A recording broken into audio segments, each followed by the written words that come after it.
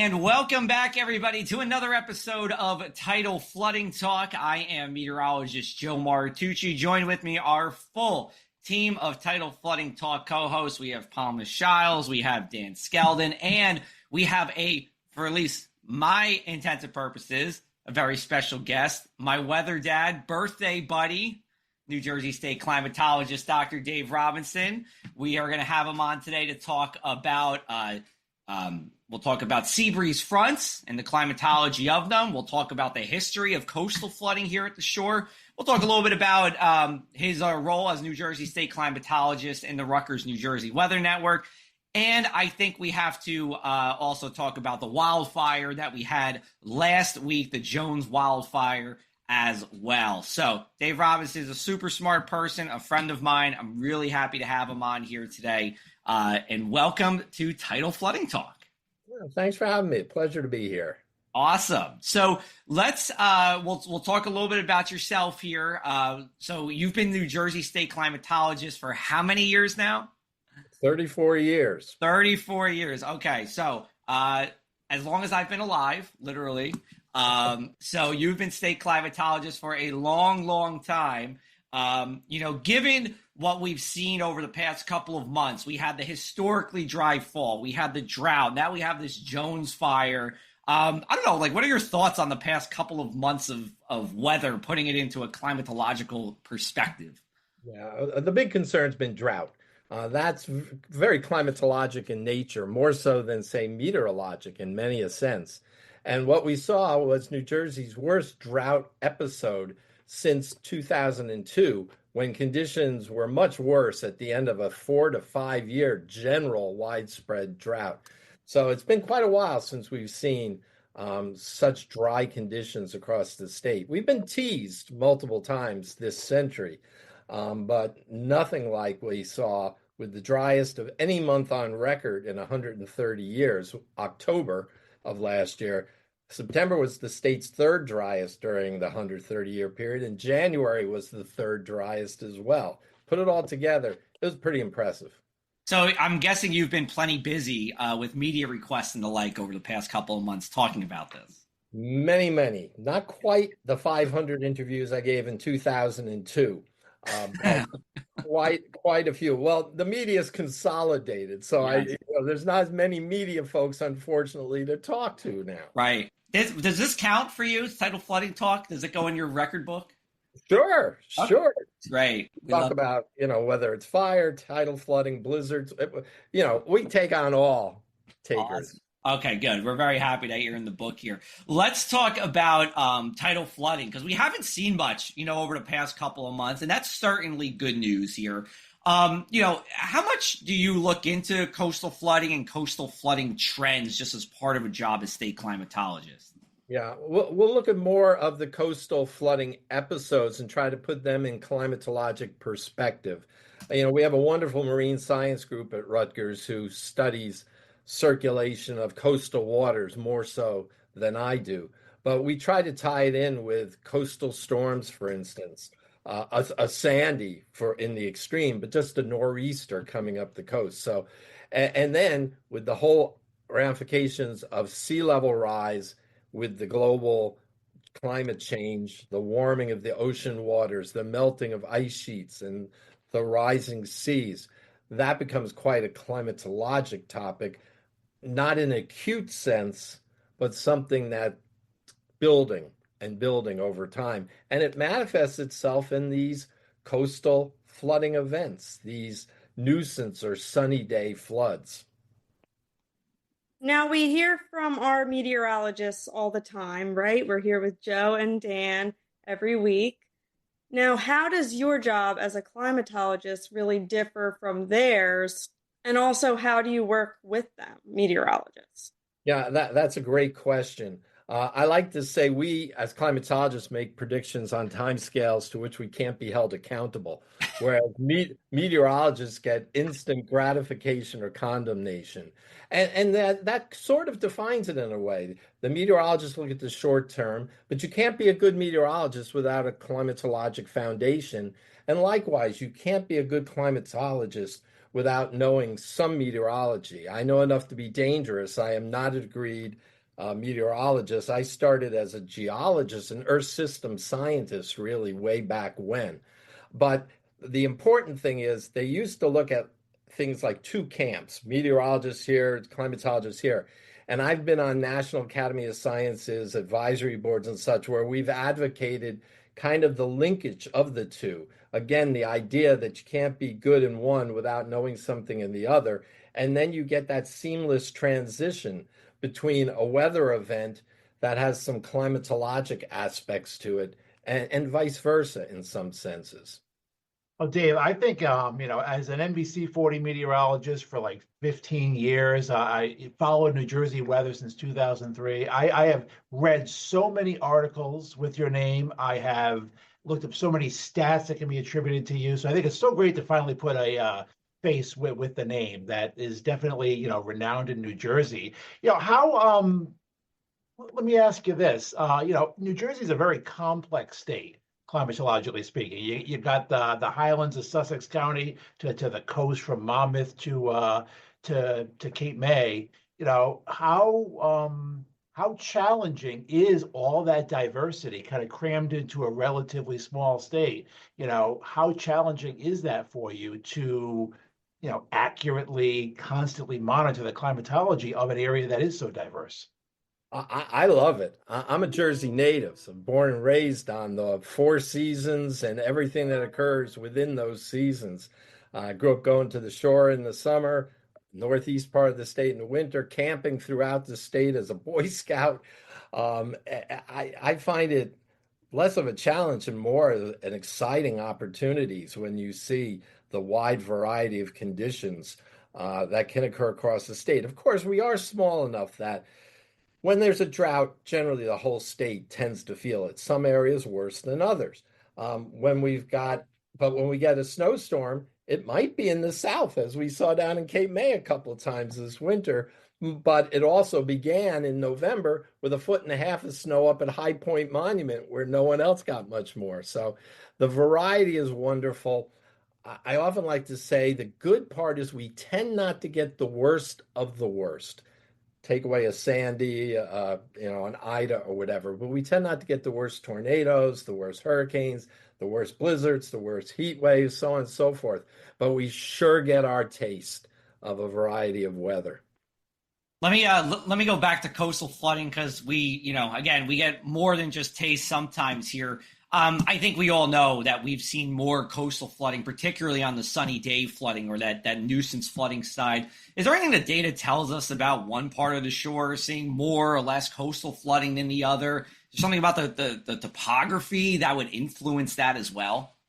It could I would say in Delaware Bay, it certainly could because we're mostly wetlands, coastal wetlands along those shores.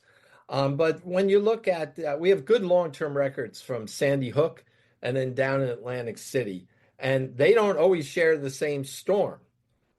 Sandy was worse up in Sandy Hook.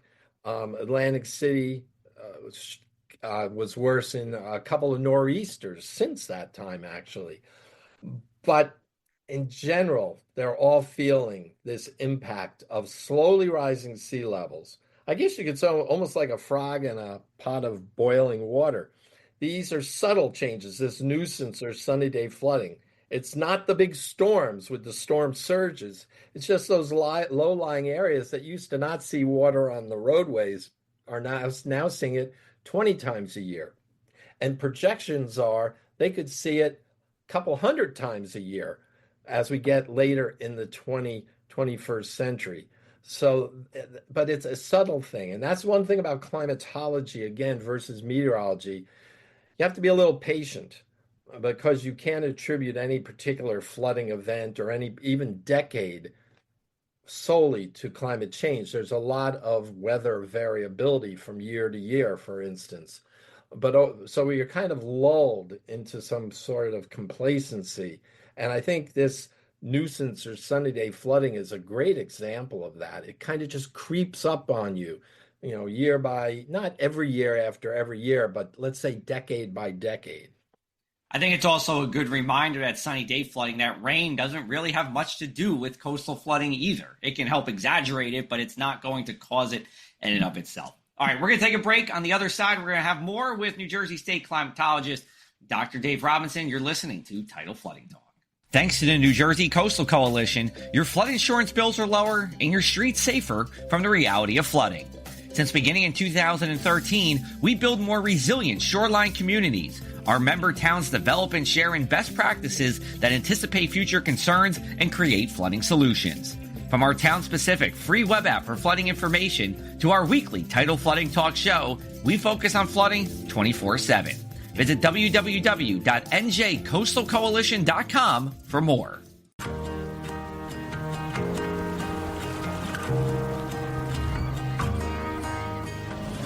It's time to rediscover that feeling through the endless rhythm of waves. You know, that feeling where you deserve to be celebrated.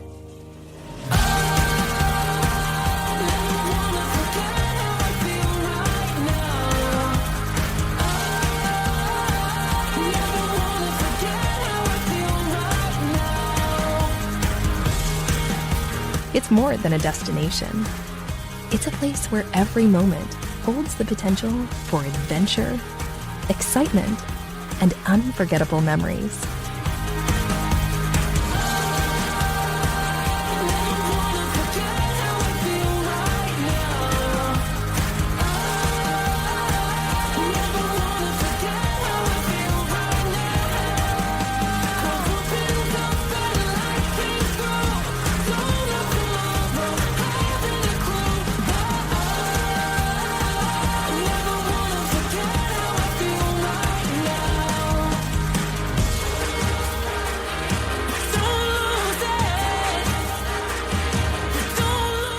Visit Atlantic City, where every celebration is unforgettable.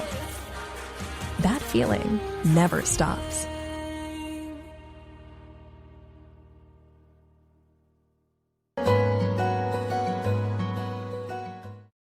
Hello and welcome back. You're watching Tidal Flooding Talk, brought to you by the New Jersey Coastal Coalition.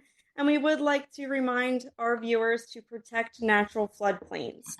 Like salt marshes and stream beds are nature's way of managing floodwaters while improving the environment. Help them do their job. Reduce boat speeds to minimize erosion. Use fertilizers sparingly to protect water quality, and limit hard surfaces in your yard so rainwater can absorb naturally. A little effort goes a long way in protecting your community. All right, so let's switch over to sea breeze fronts, because we're here at the shore. Our member towns, are up and down the Jersey Shore, and we all still get this. We get skunked by the sea breeze, especially this time of the year in the spring. So explain how sea breezes form. How do we get this localized influence? And why is it really only during the spring and, early-ish summer that we really experience those differences? Yeah. Well, cutting to the first part quickly, we see the big differences in the spring and early summer because the oceans take a lot of time to warm up and the land simply doesn't. And it's those thermal contrasts between the ocean waters, which chill the air above them, and the land, which can heat up and warm the air above it, that is so stark, the differences during April, May, June into July. So the idea is that during daytime hours, sun's heating up the land very quickly, and we know that warm air rises. So that warm air rises inland, and it's got to be replaced by something. I love to say nature abhors a vacuum. So that air has to come from somewhere. Meanwhile, you've got that cool air off the coast, which is more dense, and it just flows in off the ocean, atop the ocean, inland. And it may only come to the beach. Some of you may recall being on the beach and it gets really chilly, and then you walk over the dunes and it's warm. That's very localized. There are other times where it can make it up to the bay. Sometimes it can make, I like to use the parkway. And then if it gets a little nudge from what we call more synoptic, general weather patterns, I've seen these sea breezes, which is a bit of a stretch, make it all the way over to the Delaware River. It's a little stretch to call that a sea breeze. It needs quite a kick. Yeah. And what's amazing in the spring, you can have, and we've documented this, 90-degree temperatures in Camden County, and it's 50 in Seaside Heights in the middle of the afternoon on an April day. Now, 90 is very warm for an April day inland, but it just shows you the difference. But there's many days in the spring where it's 10 or 15 degrees difference just within a couple of miles. And with that, you get, I call it nature's air conditioning during the summer, where it can lower temperatures along the coast of quite comfortable levels. And the high temperature of the day might be at 10 or 11 in the morning, and then the sea breeze kicks in. But it's at night, it can be the opposite, where you get a land breeze and the land cools off and the air comes rushing towards the coast, which isn't great for mosquitoes and biting flies on the barrier islands, because it pushes them from the marshes to the coast. So it's this wonderful seesaw pattern between the inland areas and the coastal air over the cooler waters that makes it so interesting. One other quick thing to add, it can be a pollution hazard, because oftentimes that rising air inland is heading off the coast and bringing pollutants with it, but it's being recycled back on shore, because that air that comes in off the ocean has to be replaced, and that's sinking air from above, and it can bring pollutants back on shore. So oftentimes there's respiratory issues right at that sea breeze front during extreme sea breeze situations. Now, are there times of year when sea breezes are most common? I know you mentioned spring and summer, but is there anything that really stands out for the seasons? Spring for sure. Sometimes in March, as early as March, April, May time period. Then it tempers down, where you might have a 10-degree, 15-degree difference, not a 30-degree difference. By the time you get to the fall, the waters are warmer than the land. So you kick out that mechanism for a sea breeze, and the waters just take a long time to cool off. And anyone lives along the coast knows you wait forever for spring to come and for those forsythia to bloom. But in the fall, you can keep your garden going well into the fall, because those warmer waters keep the early frosts away from the coast. I can certainly agree with you, because just Easter weekend, I live in Atlantic City and I dressed in, a sweater and boots, went to visit my mom in Northfield, and I was like totally dressed the wrong way. I was sweating. I needed to get changed into like a summer outfit. So yeah, I could definitely attest to that. And Dave, I think New Jersey is a cool state in that, you have a couple tools where you can, if you're not out in person, kind of monitor these sea breeze fronts. You got the great Rutgers and New Jersey Weather Network, where you have so many stations where you can monitor the temperatures, see those colored contours move inland. And of course, with a good sea breeze front, you got the radar too. It just picks up the different density and air masses, and you can see the front actually on the move, which is pretty cool. I want to ask you though, when I was in South Jersey, I just wanted to see if there's a climatological record of this. I've seen instances where the sea breeze front moves inland, but it's not a Jersey Shore wide phenomena, where like from around Ocean City or on the Cape May Peninsula, there's enough of a strong wind where it holds off the sea breeze. Like the Cape May beaches are 70 something degrees, while Atlantic County beaches on north are like 50 something. Have you seen that, where it's kind of a partial sea breeze or not a statewide sea breeze? Absolutely. In fact, Dan, that's more common in my estimation. We've never done a full climatological study, but look at a map, folks, and look at the geometry of the coastal Jersey Shore. Yes, you have on southerly winds, it's often it's the bay, it's the Delaware Bay stations in our network that are cooler, because the waters are coming off the cooler bay. But just a slight difference in the direction of the wind, the South Jersey coast from about Manasquan Inlet down is angled more southwest to northeast than north of there, where it's more of a north-south alignment. So the winds come, it's just a difference of 5, 10, maybe 15 degrees in the angle at the wind coming ashore, coming from the south or southwest. And it's very difficult to get a strong sea breeze from Sandy Hook to Asbury Park, LBI, Atlantic City, and Cape May. That's rare. Yeah, we don't see that often, and especially in Monmouth County, sometimes those sea breezes don't come through. But we'll take one more break. We're going to come back on the other side. We'll talk more about the Rutgers, New Jersey Weather Network and the State Climate Office here on Tidal Flooding Talk.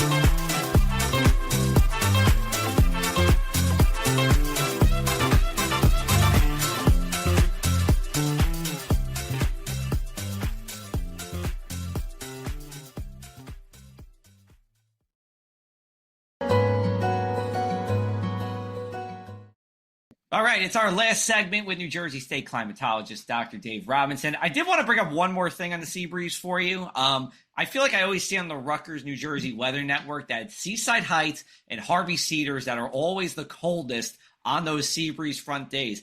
Is that a true thing, or is it just a matter of where the weather station is? Because sometimes that can play a role too. No, that's pretty much a true thing, because I look at those stations as almost buoys out in the middle of in the water. Atlantic City Marina is right there in the marina, and up at Seagirt, it's right behind the dunes at the State Police and National Guard training facility. So we're hugging the coast at some other stations, but those two are really exposed to the bay waters and the ocean waters. So you're saying the whole island, Barnegat Peninsula and LBI, just because of how out there in the bay it is, that it is that cool. Oh, interesting. Absolutely. Gotcha. Go ahead, Dan or Palma. Go. I just wanted to get that question in there. Now, as the state climatologist, what is the type of work that you do on a daily basis? Good question. It's very much an applied climate sense. The State Climate Office is here to provide information, data, expertise on weather and climate in order for decision makers to think about what the effects of those weather conditions, climate conditions might be, whether it's agriculture, transportation, emergency management, environment, or so on and so forth. So we help people make decisions. We don't make them for them. But when you think about it, almost everything is weather and climate related. So that's kind of, as the service component of your state university, that's what we're here to do. As meteorologists, toughest part of our job is trying to get the weather right. As a climatologist, what's the most challenging part of your job, on a day-to-day basis, or maybe over the course of your career? It's really trying to find the best information to help someone solve the problem. Whether they need 5-minute data, hourly data, they need data for the last 10 years. Is it wind? Is it wind gusts? Is it precipitation? Is it the intensity of precipitation? So it's customizing things for the particular needs of the customer, if you will. And then, of course, it's just all the variety of weather events I've seen in the many decades as a state climatologist and decades before that as a Jersey resident that always make it very interesting and challenging at times. Let me ask you this, and it's a big question, I know, but you've been doing this for 34 years, right? Could you see, this was like early internet, right, in 1991, or barely any, like how has your vision for the climate office changed over the decades? Or did you have a goal in 1991 and you did it and we're resting on our laurels? How does it work for you? It's continued to evolve. I mean, we were doing email. I was talking to reporters, but I had the phone to my ear all the time. And now it's email correspondence. We had a website in 1994. It was our first website, as I recall. Our weather network of stations we began to assemble in the late 90s, but it really started rolling in the first decade of this century. And then our volunteer observer program for precipitation, COCORAS, began in 2008. So I don't think I ever envisioned the interconnectivity of people making observations and entering their data online, or being able to go and get instant information on weather from soon to be 70 stations around the state, from High Point Monument to Cape May. So that's what's really changed, is how quick you expect the data now, and how rich the sources of data are from automated stations and from citizen science volunteers. Well, I think I speak on behalf of all New Jersey meteorologists that we couldn't do our jobs without the work that you're doing and what the climate office is doing, because we look at those maps every single day. We're posting them online. We need to give you more credit online too, when we post them. But we do look at it every single day. So let's wrap up with this, like we do every week. What is the one thing you can't stop talking about, Dr. Robinson, tidal flooding or otherwise, in the past couple of days? Well, I think for the past week, it's been the fire situation, how quickly the fire last week spread on a night where it was breezy, but not very, very windy. It wasn't ideal fire weather conditions, but it spread so very quickly and became so dangerous. And then to credit to the Forest Fire Service of New Jersey and all the local volunteers for their heroic actions in saving structures. That's the big story of the week, probably the big story of the month. I'll have to agree. Go. I just have to agree with Dr. Robinson, because seeing the videos of the firefighters out there that, I would be running away from that, and they're out there just right in the front, in the face of it. I kind of agree. I mean, we're all in agreement here. I mean, the Pine Barrens are just so unique. I mean, so beautiful, but they are a huge fire hazard, one of the biggest on the East Coast. I think this is the anniversary of the 63 huge fires in late April. So you want to get through every fire season without, a big disaster. So let's hope we start busting that drought and get past this fire season, green up, and have a great summer. Yeah, I'll just stick with the fires too. I will say I was on the Parkway on last Wednesday, and I was literally driving from exit 105 down to 36, and you saw the plume of smoke from about exit 98 until you were in it around mile marker 76, and it's precipitating ash. And I've never seen with my own two eyes fires just on the side of the Parkway and smoldering and burnt trees like that. I mean, to see it all like kind of in real time just made it that much more real. And then on the Tuesday before, I was going to go up the Parkway, but it was closed along with Route 9. So I had to take a very long detour around, but it was moving. Thank goodness for that. And of course, it was for everyone's safety. So I wasn't complaining, but it was just interesting to make that. So anyway, for Dan Skeldon, Palma Shiles, Dr. Dave Robinson, I am Joe Martucci here with another episode of Tidal Flooding Talk. You can always come back every Tuesday at 7 p.m. for new episodes. Check us out at NJCoastalCoalition.com. And Dr. Robinson, we thank you so much for the time. We will talk with everybody next Tuesday.